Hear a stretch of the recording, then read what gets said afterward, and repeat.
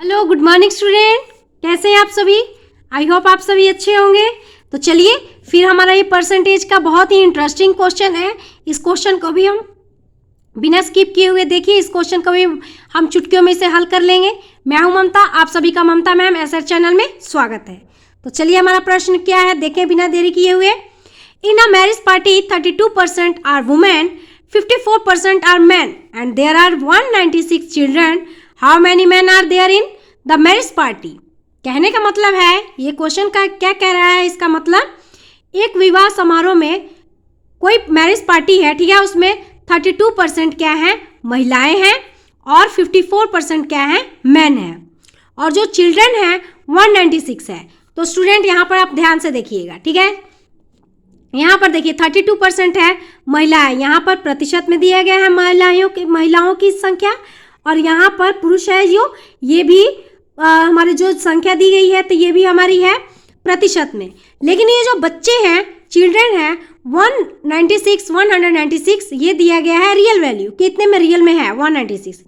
और हमारा ये प्रश्न में यही इसने पूछा है कि उस विवाह समारोह में पुरुष कितने हैं, तो यहाँ पर भी रियल में पूछा गया है। परसेंटेज दिया गया है कि 54% है, लेकिन यहाँ पर रियल में पूछ रहा है कि रियल में वहाँ पर पुरुष कितने हैं। तो देखिए इसे भी हम बिना कोई हमारे मन में डाउट नहीं रहेगा, इसे भी हम आसानी से इसे सॉल्व कर सकते हैं। तो देखिए क्या है, वुमेन कितनी है, महिलाएं कितनी हैं, महिलाएं कितनी हैं, तो 32%, 32%, और जो मैन है, ठीक है, वो कितने हैं, तो 54%, यानी 54% है, ठीक है। पहला स्टेप हम क्या करेंगे, इसको हम दोनों को जोड़ेंगे। तो जोड़ लिए तो हमारा जोड़कर कितना हो गया, 86%, ठीक है। पहला स्टेप तैयार। फिर आपको पता है कि हर चीज अपने आप में 100% होता है, ठीक है। मान लीजिए वहां पर की संख्या 100 है, ठीक है, उसी में मेल है, फीमेल है और चिल्ड्रन है, ठीक है। तो अब क्या करेंगे हम, अब ये 100% है, इसमें से हम ये 86% को हम माइनस कर लेंगे, ठीक है। तो अब इसको हम माइनस करेंगे तो हमारा माइनस करके कितना आ जाएगा, 14%, ठीक है, 14%। तो ये देखिए हमारा ये हो गया, वुमेन हो गए हमारे 32%, मैन हो गए 54%। अब ये हमारा जो चिल्ड्रन है वो हो गए 14%, ठीक है। अब देखिए यानी कि ये तो प्रतिशत में हो गया। ऐसे अगर आप रियल में लेंगे तो ऐसे मान लीजिए 100 हमने मानकर संख्या लेकर चला है, उसमें 32 हो गई मैन, वुमेन 54 हो गए हमारे ये मैन हो गए, और तो हमने 100 इन दोनों को हमने जोड़ लिया कि वुमेन और मैन दोनों कितने हैं, तो यानी कि 86 हैं। तो अगर 100 में से हम 86 को घटाएंगे तो 14 ही बचेगा। तो ये हमारे मैन हो गए और वुमेन हो गए, दोनों निकल गए, तो अब रह गए बच्चे ही, तो यानी कि 14 हमारे हो जाएंगे बच्चे। तो इसको हमने परसेंटेज में बता दिया कि 14% जो है हमारे बच्चे हैं, ठीक है। अब हमारा दूसरा स्टेप तैयार हो गया कि हमने माइनस कर लिया। अब तीसरा स्टेप हमारा तैयार होगा। तीसरा स्टेप तैयार होना, हमने पूछा है इसी में है कि पुरुष कितने हैं। तो देखिए टोटल मैन हमें निकालना है, टोटल मैन निकालना है हमें। तो बच्चे रियल में कितने हैं, तो 196 हैं, है ना। और हमारे प्रतिशत में, परसेंटेज में कितने हैं, तो हमारे 14 हैं, ठीक है। अब क्या करेंगे, गुना में हमें निकालना किसका है, पुरुष का। तो पुरुष कितने हैं, 54%, ठीक है। अब इसको हम काटेंगे तो 14 का स्क्वायर कितना होता है, तो 14 होता है, तो 14 यहाँ पर लिख लेंगे। अब इसको गुना करेंगे तो 756, यानी कि अब हमें पता चल गया कि रियल में उस जो वो मैरिज पार्टी था उसमें रियल में 756 पुरुष थे, यानी कि मैन थे। आई होप आपको समझ में आया। तो चलिए ऐसे ही बिना स्किप किए हुए नेक्स्ट प्रश्न की तरफ बढ़ते हैं।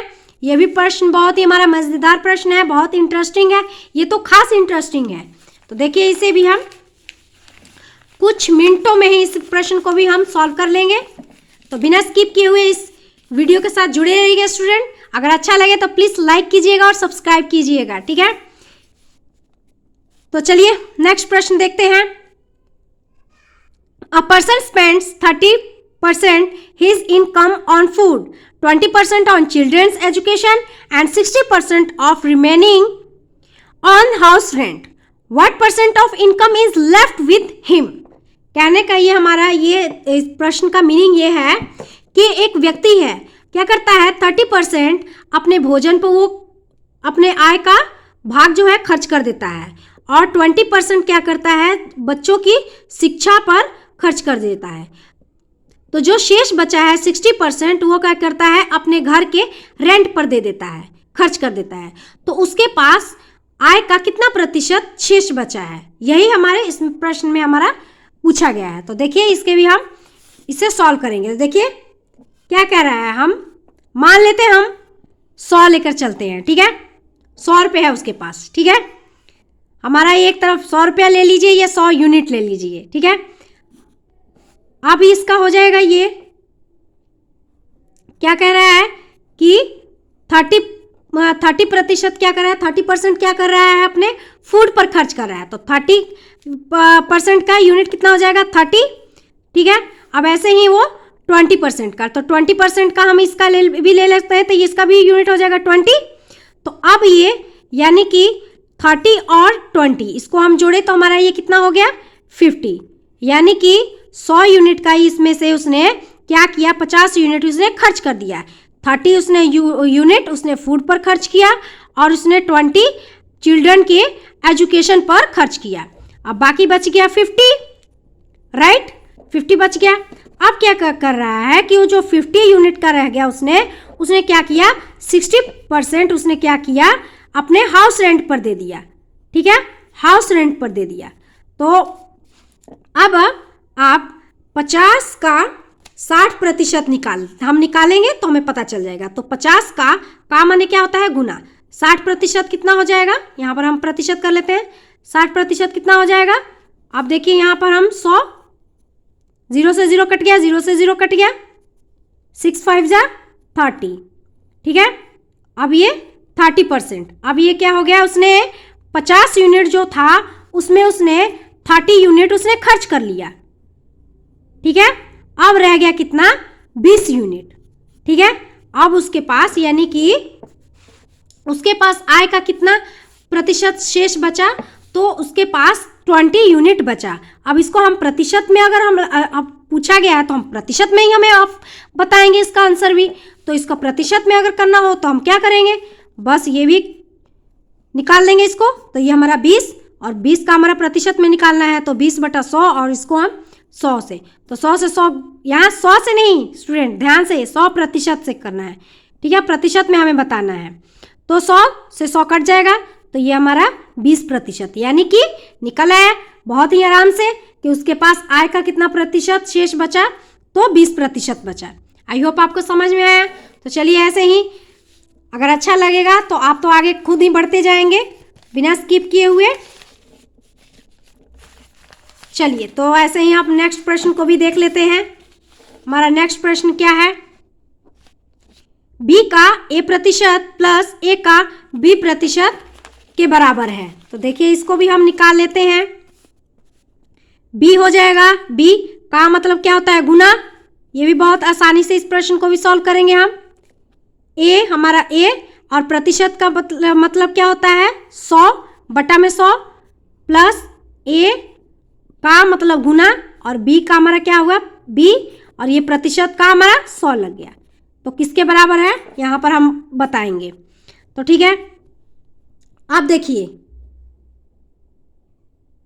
हमारा a b, अब इसको गुना करें हम, गुना किए हम तो हमारा a b और ये 100 का प्रतिशत, ठीक है। अब a b इसको गुना किए तो a b और ये 100 का प्रतिशत, ठीक है। अब इसमें से हम क्या करेंगे, b को हम कॉमन ले लेंगे, b हमारा बाहर आ गया। अब रह गया a% प्लस a%, ठीक है, यही रह गया। अब b ब्रैकेट मतलब क्या होता है गुना और गुना मतलब क्या होता है का, ठीक है, और a% और ये प्लस a%, इसको हम जोड़े तो कितना हो जाएगा 2a%। आई होप आपको ये समझ में आया।